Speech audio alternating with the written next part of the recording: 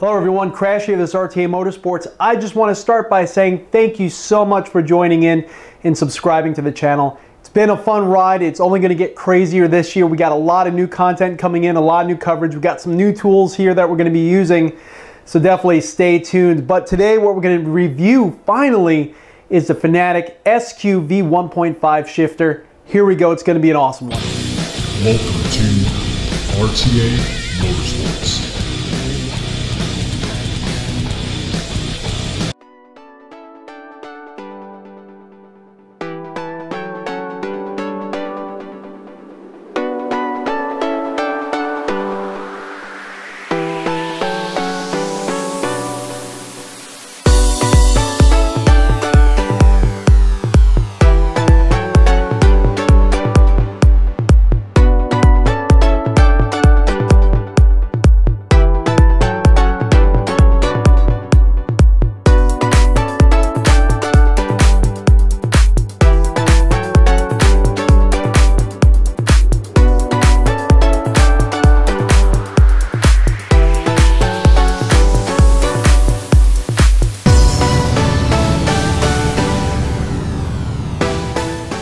Alright everyone, so we're inside the Lotus 98T. You're going to notice that we're not in VR, we're not going to have the motion rig going because I just want to focus on the shifter. So my first pro that I'm going to just kind of bring out of the gate is that this shifter here it does have a reverse lockout. And that's a great feature that is awesome because it's pretty realistic to what real cars have. So you have to push the stick down to get into reverse. You can't get into reverse any other way. But that also means that you have a 7-speed lockout. Now that's a little ridiculous, a little too much, I feel. So I sometimes, if I'm driving some of the new Porsches or Corvettes, just to name a few, I commonly get stuck between these gates here, especially when I'm in VR. So once you're in 6th gear, you have to push it down to get it up into that 7th gate. Sometimes I'll try to shift fast and I get all stuck and now I can't push it down because I'm pressing against the side of that wall for that gate. It's just a little too much. So I think that was a little bit of a missed opportunity there, especially with some of the newer vehicles coming out. But you're going to find in a lot of the race cars that are out there, like this Lotus 98T or the Mazda 787 or any of a lot of the race cars, to be honest with you, that are out there, most are 5 or 6 speed. You're not really going to have to mess with that gate unless you're driving the road vehicles, the road variants like the new Porsches, the new Corvettes. So I came from a Thrustmaster TH8A. Now the TH8A, I had the Ricmotech Sequential add-on plate, which I think is absolutely phenomenal. I love that darn thing. And I love that shifter. It was a, we're gonna get the tires a little warm here first before we go absolutely crazy. I love the fact that that shifter was a gated shifter. I felt that it helped me not misshift as much as I probably would have ended up if it wasn't gated.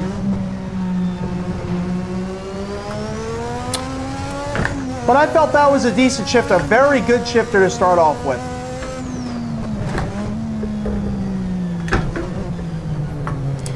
The first thing I noticed is, like the wheelbase, there is a lot more force required to activate the shifts. Now you can see I'm just shifting with a few fingers at a time. I'm not talking about you can't shift the darn thing, and there is actually an adjustment screw on the side that you can adjust for how firm you want the shifter to be.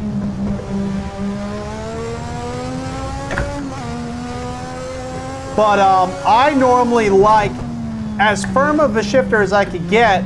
I want to feel like the car is fighting me a little bit. I want to feel like it's not a toy. And so with the TH8A, I found that I had that adjustment screw for that shifter as high as it would possibly go.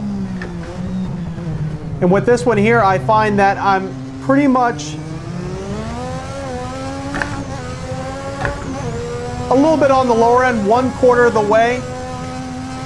up from the bottom,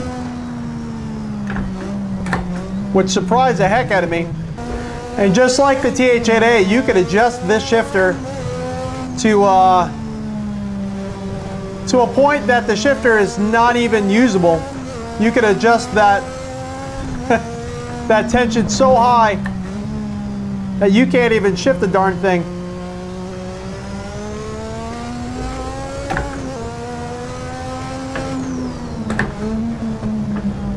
So the other problem that I have with this shifter that I'm still getting used to is just the fact that sometimes I miss shifts with it, and it happens a little bit more frequently than I would want. Whew. Get a little too cocky with this vehicle, kind of let it get away from me a little bit. So it happens mostly on my 5/4 shifts. I end up going 5 to 2, or sometimes on my upshifts from 2nd to 3rd, I end up going 2nd to 5th. And upshift, midshift is not all that horrible, but the downshift is really what messes me up.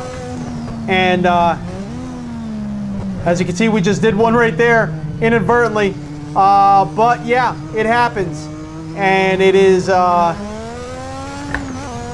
it's a little bit too easy to do it. I feel like there's like an internal spring or something going on the inside that almost makes it feel like it's pulling it to that other gear, and it just seems to fall right in a little too easily. And that's kind of where I miss having a gated shifter.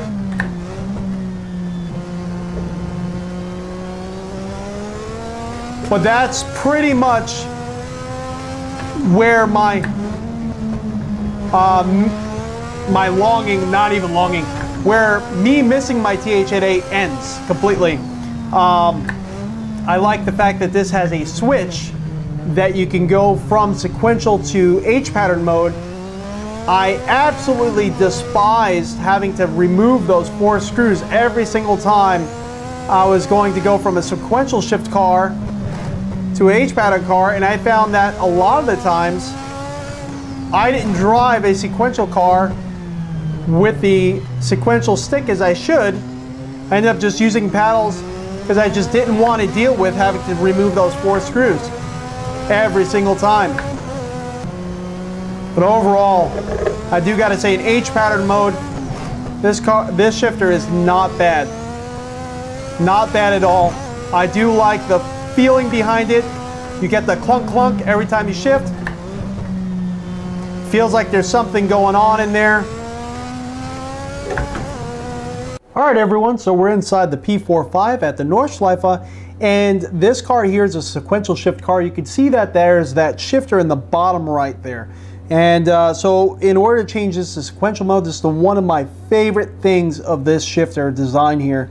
All you got to do is you got to, well, you don't even have to do this, but I like to take the shifter handle off because this shifter comes with 2 knobs. One for sequential, this one here, and one for H pattern, this one here. And the H pattern shifter is actually pretty darn heavy. It's similar to what you would get for an actual vehicle if you bought an aftermarket H pattern shifter. It is definitely a weighted aluminum knob. I would have loved to install this in my Subaru back when I had a manual shift car. But yeah, now we're going to put on the sequential shift knob. You can see it is a little bit taller. It's almost similar in design to what we have here in the P45. And then we're going to shift this lever here, which is located on both sides of this shifter. We're going to push that towards the sequential mode. Now you're going to want to make sure it's all the way engaged in its farthest most point, or else your shifts will not register. And now we have a sequential shift car. So we're going to take this car out on the track, and I'm going to discuss to you kind of how I'm feeling with the sequential shifter.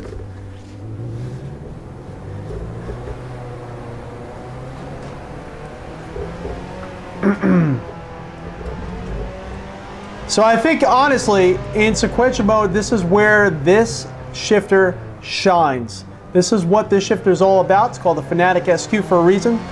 The H pattern mode is not bad. It's not bad at all. It's actually really good in comparison to a lot of the consumer shifters that are out there. It is kind of the choice of many different sim racers that are very serious about sim racing.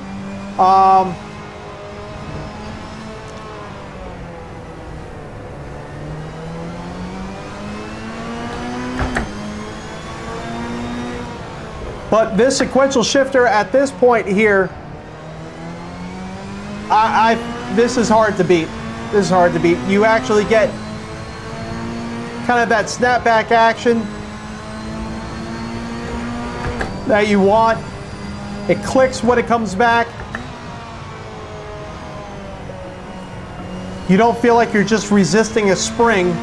You feel like there's actual mechanical things going on inside the shifter base itself that immerses you even further into the whole sim racing experience, which is really what it's all about.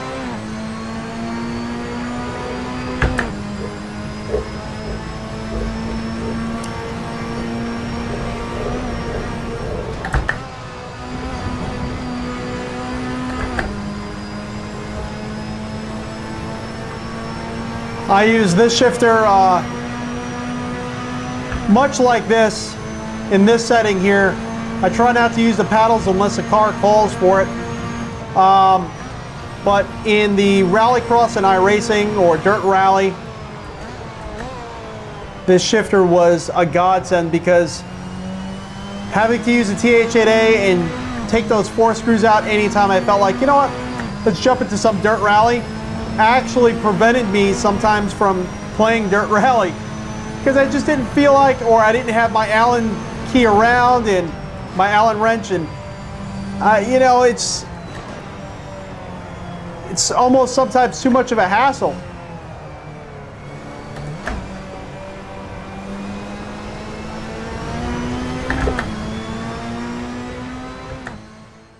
So let's wrap up our thoughts on this shifter here. Now, one of the things I'm going to bring up, I'm going to kind of go over everything that we spoke about a little bit again. Let's get the cons out of the way first, is that 7th gear lockout. I think that was a little bit of a missed opportunity. I know that they have the reverse lockout, and that is phenomenal. That's awesome. I love it. But I wish it did not have a 7th gear lockout. Some of the newer Corvettes, as well as the newer Porsches, the road vehicles, I find that a little difficult to shift, especially when I'm in VR and my stress level is pretty high. I always seem to miss that shift. The other thing, speaking of missing shifts, is the shift going from 5th to 4th. I always seem to go from 5th to 2nd. And it kind of always feels like there's a little bit of a springing action that kind of pulls me that way. And sometimes when I'm going from an upshift from 2nd coming into a corner, I end up almost once or twice a week going from 5th to 2nd instead of from 5th to 4th. It's a little too easy to do so. Also, when you first receive this shifter, you're going to notice that this shifter, just the body of it, it is a big shifter. It's big, it's heavy, it can be used as a club. I mean, this thing just reeks quality and durability. But the downside is it's huge. Where do you mount it? How do you mount it?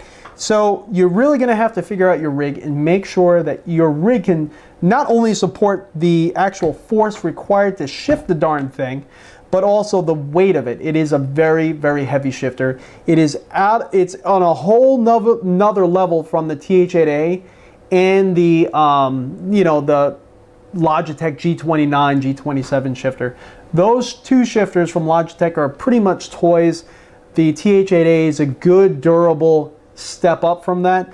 This is on a whole nother level, and you're really going to have to make sure your rig reflects that in order to hold this shifter. It does come with some side mounting sliders that you could slide up and down. It goes a little bit into the instructions on how to use those, so that way you have some side mounting points so you could screw it into your rig on one of the faces on the side. I'm actually using some of those to hold my handbrake here on the side of it, which is pretty neat. There's also some mounting holes on the bottom, and that's what we're using to mount it down to our V2 Prosimu shifter plate. So There is adjustment points and mounting points to mount it. You're just going to need to make sure your rig can actually handle it. You have to buy a USB add-on adapter in order to connect this to your PC. Now, a lot of their customer base that have this shifter either have their Fanatec wheelbase or above. And what I mean by above, I know Fanatec's coming out with their own direct drive wheels, but a lot of their customers have direct drive wheels already of other variants, of other brands. And they don't want to use their wheelbase, the Fanatec wheelbase, because they have upgraded to direct drive. So they want to use their Fanatec shifters as standalone devices. So now what do you have to do? You have to buy a USB add-on adapter. It's the same thing with their handbrake. Now, I understand what they want you to do. They want you to stay with the Fanatec ecosystem, but in doing so, they kind of created an annoyance, because I have read on forums where people, they buy the Fanatec shifter, they're all excited, but now they can't figure out how to connect it to the PC. Oh no, now they need to go back and purchase another item. They may live out of the country from where Fanatec is produced, like here in America, and they have to wait for a while for this little cable device to be shipped into the States. So it's a little bit of an annoyance. If you're ever caught in that situation, you don't know that you have to buy it, it could be very annoying and kind of ruin your experience a little bit. And just like anything else in the consumer world, you only have one chance to basically gain your customer base and set an impression on them, and I think that's the wrong way to do it. I think the USB cable should be included in the device, or make it clear when you're ordering the shifter, are you using this with a Fanatec wheelbase or are you using it as standalone, and have it incorporated in the device when you're ordering it on the web page, maybe with the upcharge. But I think it should be all in one, because when I ordered the handbrake, I was a part of that. I ordered the handbrake at the time I had my TX and my Thrustmaster TX, and we had Thrustmaster everything. So I thought you just plug it into the computer and go. I didn't know you needed a USB adapter, and we had to wait, I think it was another week and a half before it came in, and I was pretty upset about that. I think this shifter excels at sequential shifts, and it is great at H-pattern shifts. The H-pattern shifts, like I said, the reason why I'm not saying it excels or it's awesome at it is because I think it is a little too easy to miss shift. That's kind of something that I'm going to give it a con about, and we already went over, but the shift engagement points themselves, they feel great. You actually feel the clunk, clunk, and it feels like there's something else going on in there. You don't necessarily feel like you're shifting a transmission in a car, but it's getting closer to that. You're taking a step in that direction, and when you're in the sim, you're in a rig, or if you're in VR, you feel like you're enveloped in the racing simulation, because you actually feel that. Now, there are some things that are in the simulator world, like for instance with my V3 pedals, the one thing I freaked out about was that the clutch pedal has that cam mechanism that makes you feel like you're actually pushing a pressure plate. The problem is when you're in a race and you have other cars around you, or if you're on the Nordschleife and your tension's up and you're just going as fast as you can with your shifts and your downshifts and your throttle blipping and everything like that, you stop noticing that there's a cam mechanism on your clutch pedal, and that starts becoming kind of a mute point. It does not, it almost like it doesn't exist. The pedal just feels linear because you're kicking that clutch pedal as fast as possible. Yes, it's there, yes, it's awesome, but when you're in the moment, you don't really feel it. But when you're shifting with this H-pattern shifter, you do feel the clunk, clunk, clunk, clunk. And no matter what, you always feel it, and it feels like you are grabbing something that's tangible and real. But when you throw it in sequential mode, I think that's where this really shines, and it fights you, and it does have that sort of moment where it's almost like a cam moment where it builds up with tension, then it falls in, as well as same thing with the downshifts. And it does clunk the way that you would expect it to, like almost a ratchet mechanism, and it feels very tangible and real. The other thing about it that I absolutely love, and I'm going to come back to it again, it has the darn lever on the side, so you could go from H-pattern to sequential mode at the flip of a switch, and it's on both sides. So if you need to mount the handbrake on this side for European shifting, if you want the handbrake to be on the outside, you're not covering that lever, so don't be worried about that. There's another one on the other side. Overall, if you're in the market for a shifter and you're really thinking about this SQ, I would say jump on it. If you do have Thrustmaster products already and you just want to plug it in and have something that's going to work on consoles and everything like that, then the TH8A is probably your best route, and I would definitely look at the Ricmotech line of products for their add-on covers to kind of enhance it. But just keep in mind, if you're not racing on consoles, if you're only pretty much doing PC, I would still grab this shifter and make sure you grab that USB hub for the best experience. So everyone, I'm Crash, this is RTA Motorsports. Thank you so much for subscribing and coming along with us on our sim racing journey.